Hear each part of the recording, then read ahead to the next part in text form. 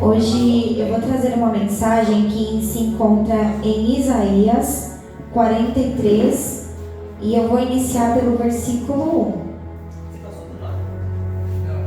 1. Glória a Deus. Hoje nesse culto a gente já escutou que Deus ele é bom, que tudo que devemos fazer tem que ser para a glória dele, que nós devemos fazer sempre o nosso melhor e que Deus é um Deus de surpresa, né, irmãos? Para quem não lembra, os meus filhos tinham perdido o passarinho e a gente comprou o hamster não para substituir, né? Que não tem como substituir o amor de um bichinho pelo outro, mas para acrescentar mais um bichinho na família. E aí a bênção veio grande. O meu Teodoro virou Teodora da noite por dia, não dá para mudar muito o nome porque já acostumou. Mas estamos lá com 9 bebezinhos que choram a madrugada inteira. Mas que são muito fofinhos, irmãos. E o nome?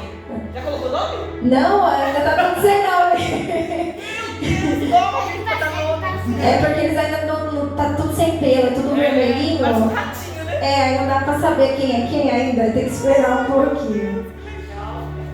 Bom, o estudo que eu vou trazer pra vocês hoje, de Isaías 43, eu coloquei como tema o Deus que nos conhece, o Deus que nos salva e o Deus que faz tudo novo. E diz assim, Isaías 43, 1: Mas agora assim diz o Senhor, aquele que o criou, ó Jacó, aquele que o formou, ó Israel: não temas, pois eu o resgatei, eu o chamei pelo nome, e você é meu. Glória a Deus. Antes mesmo, irmãos, de nós sermos criados, antes mesmo de nós existirmos, antes de sermos formados, Deus já era Deus. E Deus, Ele já tinha um cuidado especial pela mim e pela tua vida. Porque a palavra do Senhor fala que antes mesmo de sermos gerados, Ele sonhou conosco. Ele nos projetou, Ele nos criou a imagem e semelhança dEle. Os nossos sentimentos, eles são sentimentos aliados com as emoções de Deus. O nosso Deus, ele tem amor, mas o nosso Deus também tem ciúmes. O nosso Deus, ele é um Deus zeloso, mas ele também é um Deus que se ira. O nosso Deus, ele é um Deus que entende as nossas emoções, porque as nossas emoções são também conectadas às emoções dele.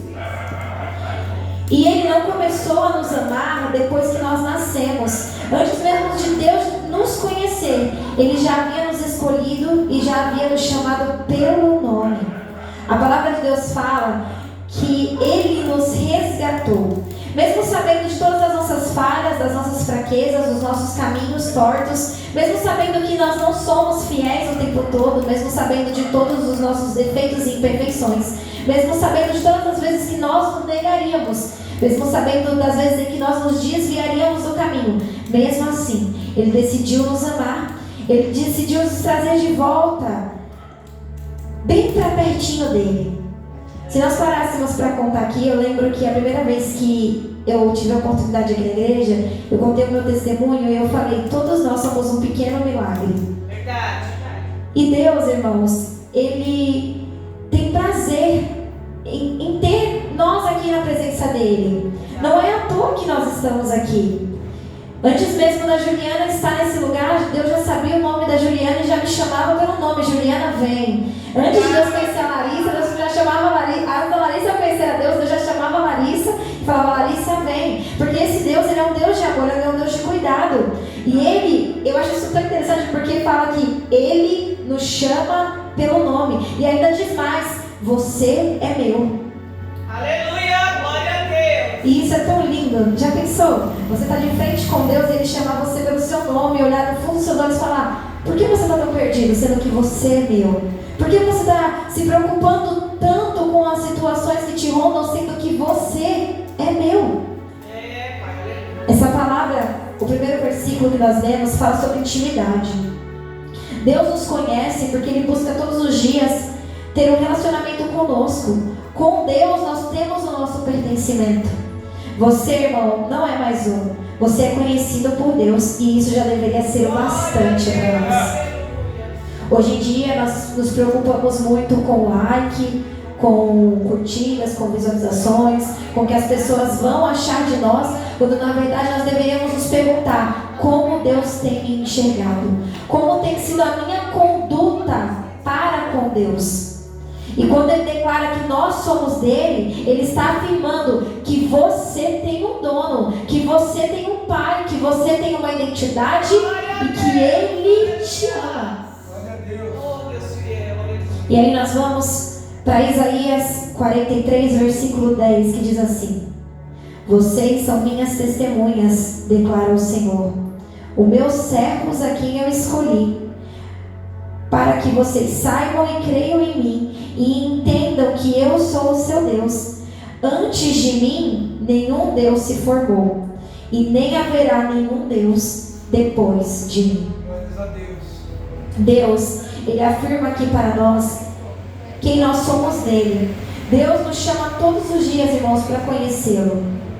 E é muito engraçado que muitas das vezes a gente fala que o nosso tempo, que nem a pastora falou, eu falo muito que eu não tenho tempo para algumas coisas, mas irmãos, a nossa prioridade deveria ser o tempo com Deus. Nada deveria roubar essa prioridade. Porque não tem como eu falar que eu amo alguém que eu não conheço. Não tem como eu falar que eu creio em alguém que eu não conheço. Irmãos, porque isso é hipocrisia.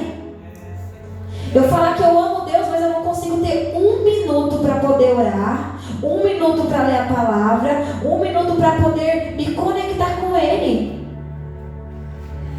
Eu falo sempre para o meu esposo, o nosso amor com Deus tem que ser maior do que o amor de um casal. Porque Deus, ele não me chamou e não chamou nenhum de nós aqui nessa noite para termos um relacionamento com Ele à distância. O nosso Deus, irmãos, ele tem prazer de ter o nosso tempo com qualidade para com Ele. Verdade, Pai. E isso não se trata de religião. Isso se trata de um relacionamento. Desde o início, o que Deus buscou com aquele povo no deserto era que aquele povo largasse o Egito e conhecesse quem Ele era. Deus mandava maná, Deus mandava cuidado, Deus mandava alimentos ali para aquele povo, mas em todo o tempo não adiantou Deus tirar o povo do Egito, porque o povo continuava se conectando ao Egito, em vez de se conectar com aquele que o libertou. Aleluia, glória. E isso não é só sobre uma história, é sobre uma vivência com experiências, irmãos. Eu fico olhando, quando eu vou ler a Bíblia, eu fico vendo a história do povo e eu fico assim, Senhor, como que essa pessoa não acreditava no Senhor? Ele viu o mar vermelho abrir, passou pelo mar vermelho, viu o maná cair do céu, recebeu carne quando queria carne, a carne até saiu pelo nariz, sabe, bebia água da rocha e mesmo assim, o tempo todo que o povo tinha, ele reclamava. Era o tempo todo. Um momento Moisés subiu ao monte para falar com Deus, demorou 40 dias, o povo já ergueu um Deus para eles poderem adorar. 40 dias foi o suficiente para que o povo se esquecesse de tudo que Deus tinha feito por eles. E Deus, Ele deseja que nós venhamos conhecê-lo de uma forma real. E não de ouvir falar, porque é muito fácil eu falar para os meus filhos: ah, Deus é amor, Deus é vida, Deus é restauração, Deus é salvação, e eles falarem que apenas repetir o que eu falei. Mas o que Deus ele quer conosco é experiência. Porque a experiência, irmãos, ninguém pode tirar de você. Verdade, Senhor. O que eu vivi no hospital com Deus no meu parto, ninguém pode tirar essa experiência de mim. Podem falar: ah, mas foi coisa da sua cabeça, ah, mas foi porque você estava passando por um momento muito difícil, mas ninguém pode tirar a minha verdade de mim, que foi aquilo que eu vivi com Ele, que foi aquele encontro que Ele teve comigo, e depois daquele encontro meu marido se converteu. Então assim, Deus, Ele tem maneiras extraordinárias de se conectar conosco, mas será que nós estamos preparados, ou melhor, dispostos a se conectar com Ele? Nós sabemos, irmãos, que Ele tem o controle de tudo, que Ele é um Deus constante, que Ele é um Deus fiel, que Ele é um Deus imutável. E isso independente das circunstâncias. Mas será que, como está sendo nós, lá fora, não é aqui dentro? Que aqui dentro todo mundo canta, todo mundo prega, todo mundo dá cambalhota, é lá fora. Como tem sido a nossa conduta lá fora com Deus? Será que na roda dos meus amigos, os meus amigos olham para mim e sabem que eu sou crente? Será que no meu trabalho as pessoas olham para mim e sabem que eu sou crente? E eu não estou falando de religião, eu estou falando de refletir aquilo que eu sirvo. Porque não é levar a Bíblia embaixo do braço que vai me fazer crente. Não é usar uma saia até o pé que vai me fazer crente. Não é usar um cabelo de coque que vai me fazer crente. é a minha conduta com Deus. Porque o que mais tem aí fora, irmãos, são pessoas que, não falando só das vestimentas, né, mas pessoas que se vestem como crente, andam como crente, falam como crente, mas é um templo vazio. Verdade. E aí nós vamos para Isaías 43:11, aonde diz: Eu mesmo sou o Senhor, e além de mim não há Salvador nenhum. Aleluia!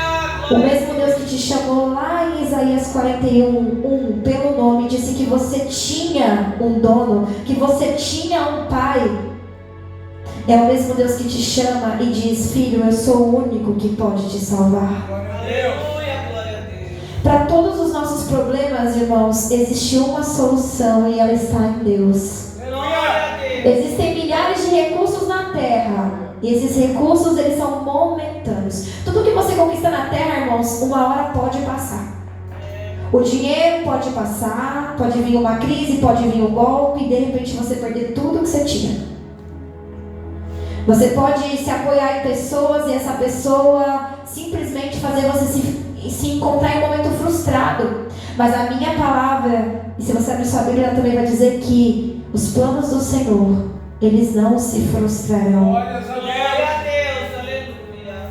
Não existe outro refúgio verdadeiro e constante que não depende das circunstâncias para funcionar, a não ser Deus.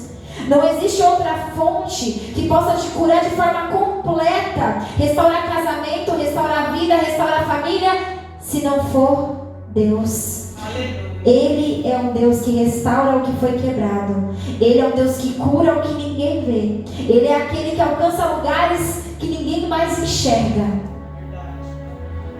E Ele não é uma opção para a sua vida. Ele é o caminho para a sua vida. Glória a Deus. Ele é o caminho que tem poder para mudar a sua vida. Verdade, Pai. Uma das coisas mais lindas que eu sempre falo pro meu esposo é: muitas das vezes a gente não quer orar, mas mesmo naquele dia que você não quer orar, ora. Porque a oração naquele dia que você fala assim: nossa, eu já estou tão esgotado, hoje eu estou tão frustrado, tão desanimado, pode ser a oração que vai mudar a sua vida por completo. O inimigo, ele gosta de colocar frustrações. O inimigo, ele gosta de mostrar pra gente todos os pontos mais ruins da nossa vida. Ele olha pra você e pra mim e fala: você ora tanto, mas olha, faltando alimento, tá todo endividado, seu casamento, ó, indo de mal a pior. Tá vendo seu filho? Olha lá seu filho, perdido no mundo. O inimigo, ele gosta de te mostrar todos os pontos negativos, mas hoje eu vim te mostrar um ponto que muda tudo. O nome dele é Jesus, e ele já está presente nesse lugar. Obrigado, meu Deus. O filho pode estar no mundo, mas ainda é um Deus que resgata.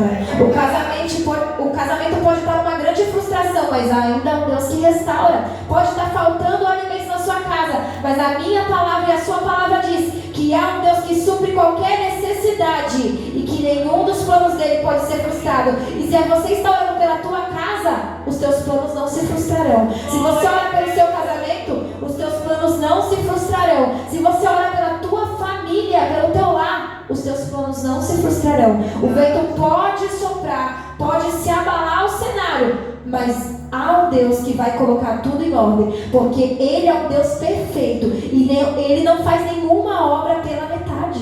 Aleluia, glória a Deus. E seguimos para Isaías 43:12, que diz assim: e eu revelei, salvei e anunciei. O seu Deus é o Deus que revela, o seu Deus é um Deus que salva, e o seu Deus é um Deus que anuncia coisas novas sobre a sua vida. E ainda diz: eu e não outros deuses estrangeiros entre vocês. Vocês serão as minhas testemunhas, e todos saberão que eu sou o seu Deus, declara o Senhor. Deus, Ele é um Deus presente. Deus, Ele é um Deus ativo e Ele é um Deus fiel. E tudo o que Ele fala, irmãos, pode demorar, mas se cumpre. As únicas promessas que não se cumprem é aquelas que eu e você não queremos viver. Que nem a pastora falou: eu tenho muitos planos, muitos propósitos, mas eu não vivi ainda. Por quê? Por minha culpa. E teve uma vez que eu falei sobre isso, que eu perguntei para o Espírito Santo e falei para Deus: você fez tantos planos para mim, por que eles não se realizam? E eu reclamei com Deus, eu não fui perguntar para Ele, eu fui como quem tem algo e precisa que Ele faça alguma coisa, como se Ele fosse o culpado do que eu estava passando. E eu olhei para Deus muito angustiada e falei: eu tenho feito tudo o que o Senhor me mandou, mas por que o Senhor não tem feito o que o Senhor me prometeu? Irmãos, acho que foi a pior coisa que eu fiz na minha vida. Porque quem somos nós para poder cobrar Deus? E eu lembro que eu de joelhos ali chorando, angustiada, me veio uma visão muito forte, como se eu estivesse entrando assim dentro de um cenário. E eu via toda a minha trajetória. Parecia aqueles vídeos que falam que a pessoa vai morrer, que vê tudo que aconteceu na vida. E eu via exatamente todas as partes em que a bênção ela vinha e eu parava. A bênção vinha e eu parava. E foram todas as vezes que eu realmente parei. E naquele momento o Espírito Santo ministrou meu coração e ele falava assim para mim: será que realmente sou eu que estou demorando? Ou é você que tem parado todas as vezes que eu preciso que você continuasse? Será que realmente sou eu que estou em falta com você? Ou é você que no meio do caminho, prestes a entrar pela porta para a mudança, tem paralisado? Irmãos, eu parei porque alguém reclamou, eu parei porque alguém falou, eu parei porque... E sempre tinha um porquê.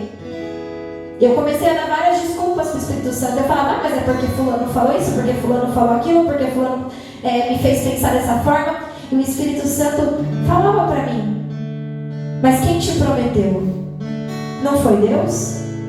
Então por que a voz mais poderosa que você tem seguido tem sido a dos homens?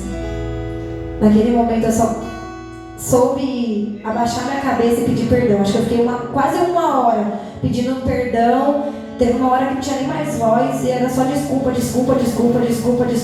Porque eu entendi que o erro nunca foi Deus, o errado era eu. Verdade, Pai. E o nosso Deus, Ele fala que Ele é um Deus que restaura, Ele é um Deus que transforma, Ele é um Deus que muda, Ele é um Deus que salva, Ele é um Deus que anuncia, Ele é um Deus que cumpre. Então muitas das vezes a gente fala: por que está demorando? Por que Deus ainda não fez o que ele deveria fazer?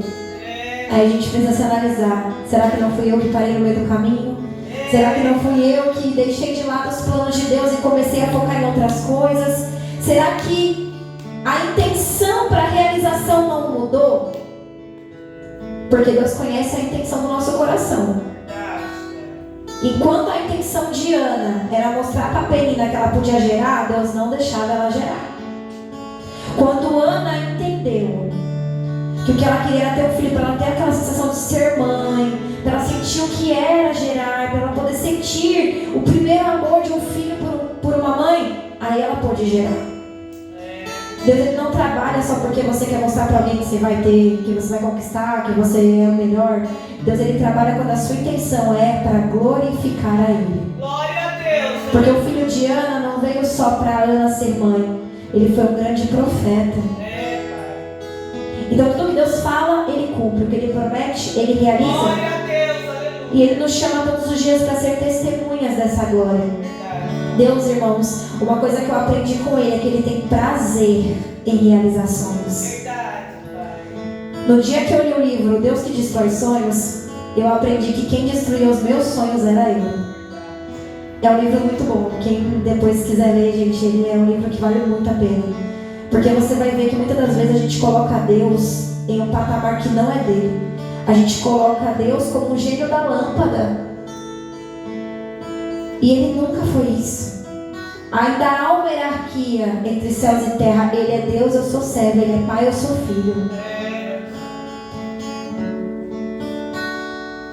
Aleluia. E Deus, Ele quer refletir a presença dele em nossas vidas.